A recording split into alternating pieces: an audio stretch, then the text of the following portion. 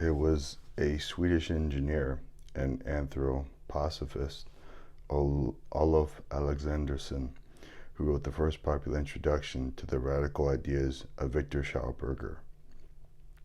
I came across this attractive little book in 1979 and had it translated into English. Living Water is now in its 8th printing and has inspired many to go on to Callum Coates' in-depth study of Schauberger's ideas, Living Energies, which was published in 1996.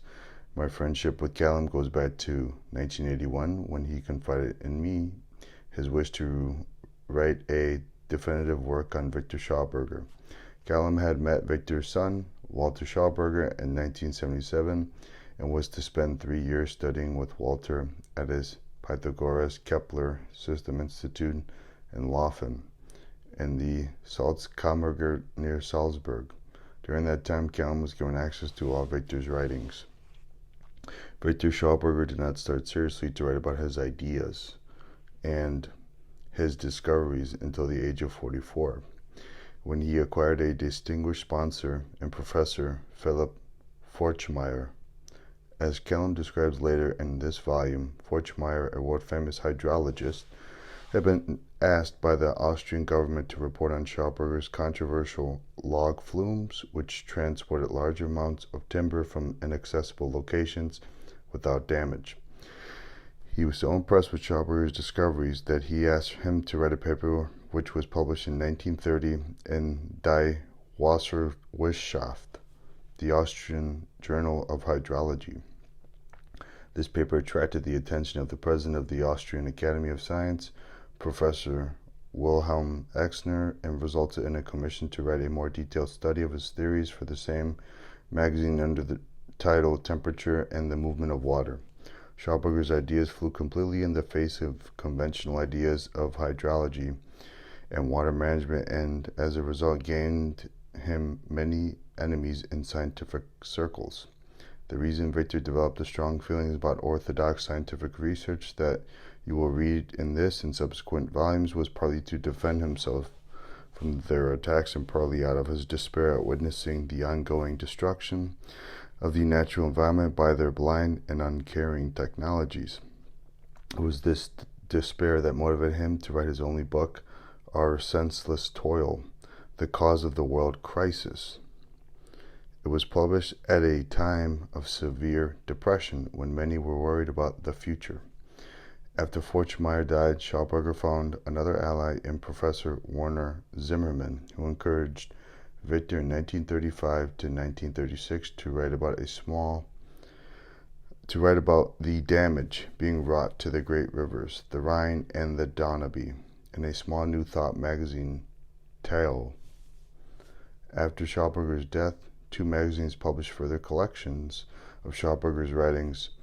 Implosion was started by a student and collaborator of Viktor's and published a number of his articles in the 1960s. Mensch and Technik in the 1970s published articles by and about Viktor Schauberger for the more free-thinking scientific community. Callum Coates has skillfully woven together these articles together with correspondence with other scientists, friends, and officials of one kind or another into a fascinating tapestry which gives a true and very readable account of Schauberger's impassioned campaign to alert the world to the dangers of the prevailing scientific dogma. Unfortunately, not much has changed, and Schauberger's vision of how humanity must work cooperatively with nature if we are to have a future is perhaps more relevant than ever. Callum arranged this massive amount of material into a large volume, Exotechnology. In concerning this for publication, he realized that it would be much more accessible in several volumes, arranged by theme. This first one, The Water Wizard, is devoted to Schauberger's ideas about water and rivers. The second, Nature as Teacher, concerns the wider implications of his ideas on water and energy. The third, The Fertile Earth, describes the way trees transform energy and the processes of fertilization of the soil. The final volume, The Energy Revolution, gathers together and the discussion and description of Schauberger's appliances for purifying and energizing water and for producing vast amounts of virtually free energy. Together with Living Energies, the Eco-Technology series give a complete account of the vision and genius of one of the founders of the present ecological movement and are an inspiration for all those who wish to see our precious earth saved from extinction by short-sightedness and greed, and the emergence of a new partnership with bountiful nature. Alec Bartholomew Wello, December 1997. A brief introduction to the natural eco-technological theories of Viktor Schauberger. Viktor Schauberger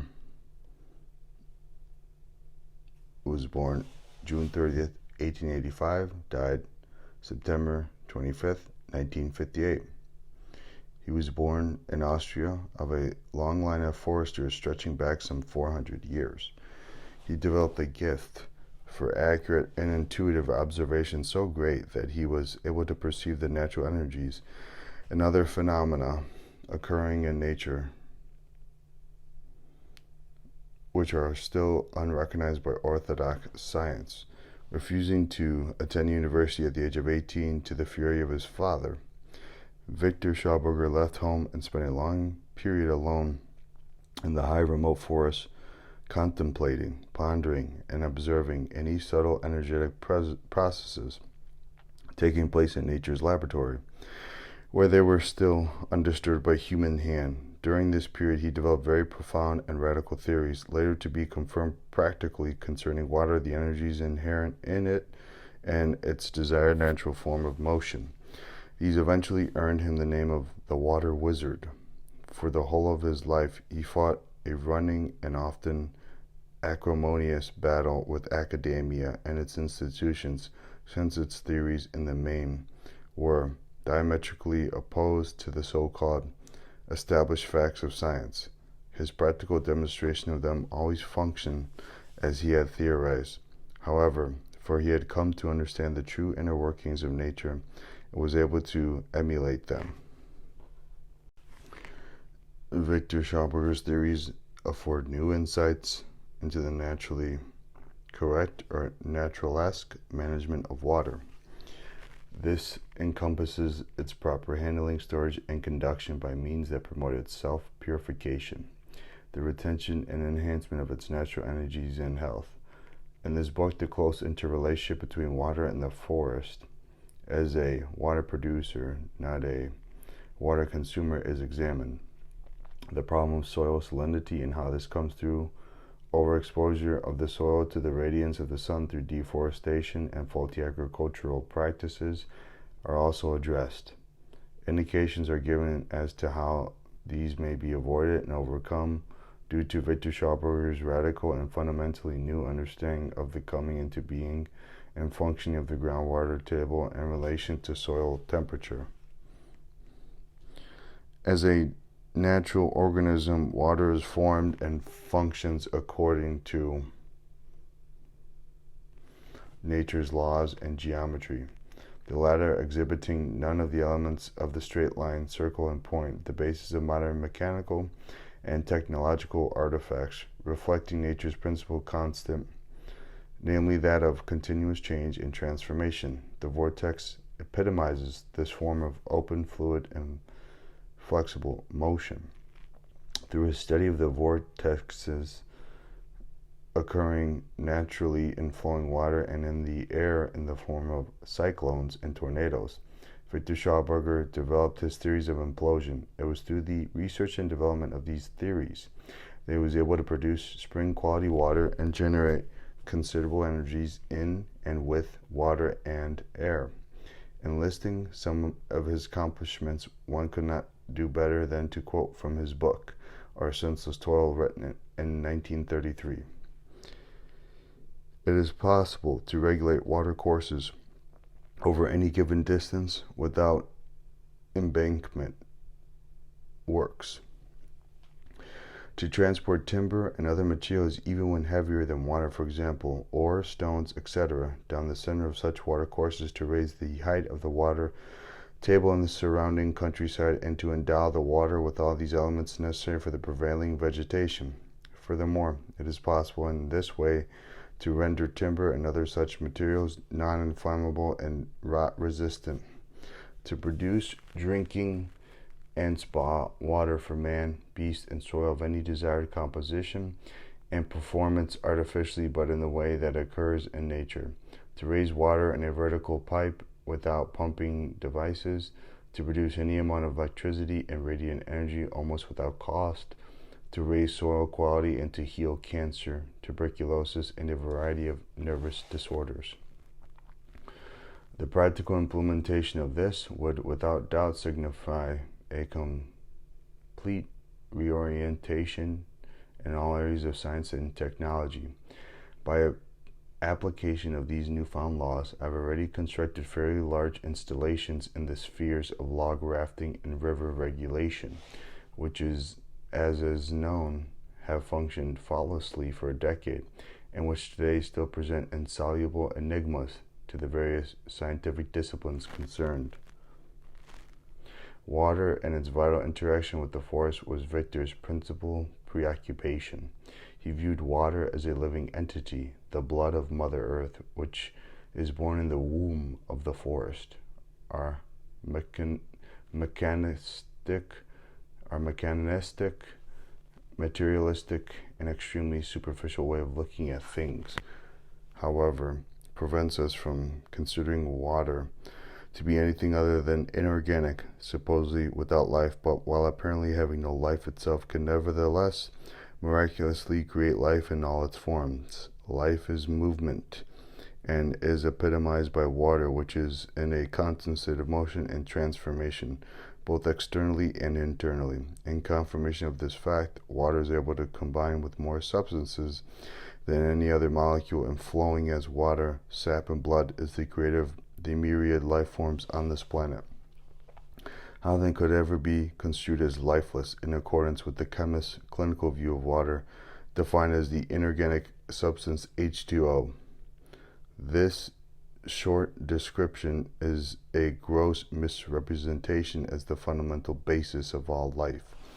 Water is itself a living entity and should be treated as such. Failure to do so quickly transformed it into an enemy rather than the nurturer and furtherer of all life that it should be. This civilization is the work of man, who high-handedly and ignorant of the true workings of nature has created a world without meaning or foundation, which now threatens to destroy him. For through his behavior and his activities, he, who should be our master, has disturbed nature's inherent unity. Apart from the more familiar categories of water, there are, according to Viktor Schauberger, as many varieties of water as there are animals and plants. Were water merely the sterile distilled H2O as claimed by science, it would be poisonous to all living things. H2O, or juvenile water, is sterile, distilled water, and devoid of any so-called impurities. It has no developed character and qualities. As a young, immature, growing entity, it grasps like a baby at everything within reach. It absorbs the characteristics and properties of whatever it comes into contact with or is attracted to itself in order to grow to maturity. This everything, the so-called impurities, takes the form of trace elements, mineral salts, and even smells. Were we to drink pure H2O constantly, it would quickly leach out all of our store of minerals and trace elements, debilitating and ultimately killing us. Like a growing child, juvenile water takes and does not give. Only when mature, when suitably enriched with raw materials, is it in a position to give, to dispense itself freely and willingly, thus enabling the rest of life to develop. Before the birth of water, there was no life. But what is this marvelous, colorless, tasteless, and odorless substance which quenches our thirst like no other liquid? Did we but truly understand the essential nature of water, a living substance, we would not treat it so churlishly, but would care for it as if our lives depended on it, which undoubtedly they do.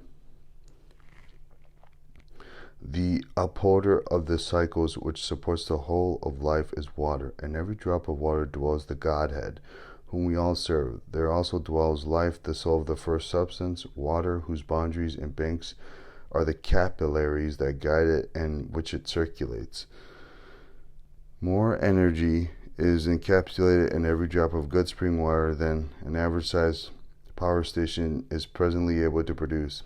Indeed, in accordance with the famous Hassanal-Einstein equation, E equals mc squared, in 1 gram of substance or 1 cubic centimeter of water, 25 million kilowatt hours of energy are stored. Water is a being that has life and death.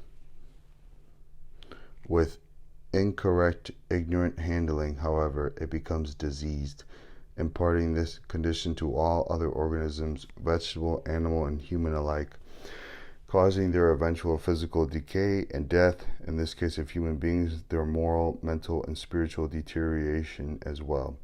From this, it can be seen just how vital it is that water should be handled and stored in such a way as to avert such pernicious repercussions.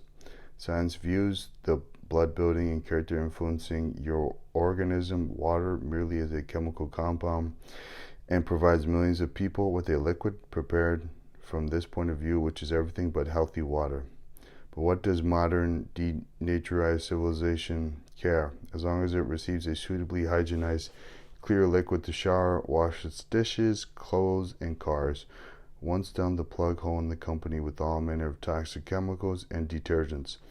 All is comfortingly out of sight and out of mind. Our primeval Mother Earth is an organism that no science in the world can rationalize. Everything on her that crawls and flies is dependent upon her, and all must hopelessly perish if that earth dies that feeds us.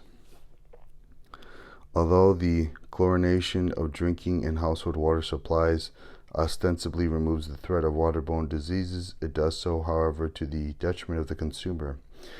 In its function of water sterilizer or disinfectant, chlorine eradicates all types of bacteria, beneficial and harmful alike.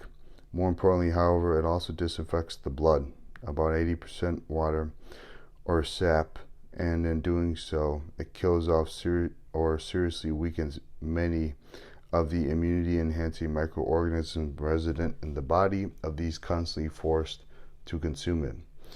This eventually impairs the immune system to such a degree that they are no longer able to eject viruses, germs, and cancer cells to which their respective host bodies ultimately falls victim. In Viktor Schauberger's writings in German, the prefix "ur" is often separated from the rest of the word by a hyphen. Example, "ur sac," in lieu of "ur sac," which normally would be joined. By this, he intends to place a particular emphasis on the prefix, thus endowing it with a more profound meaning than the merely superficial.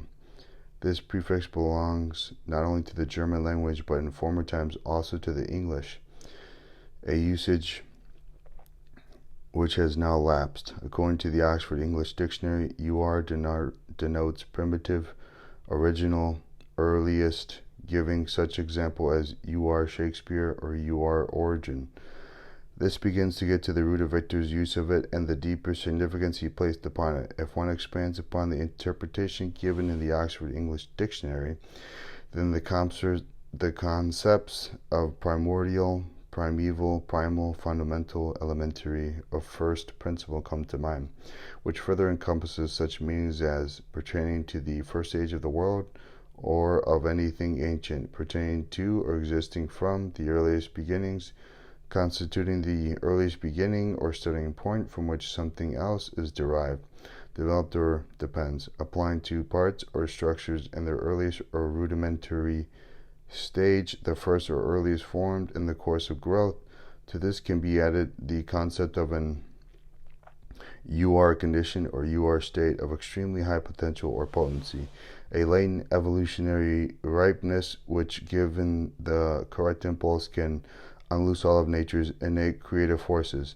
In the English text, therefore, the prefix "ur" will also be used wherever it occurs in the original German, and the reader is asked to bear the above in mind and when reading what follows. Ed.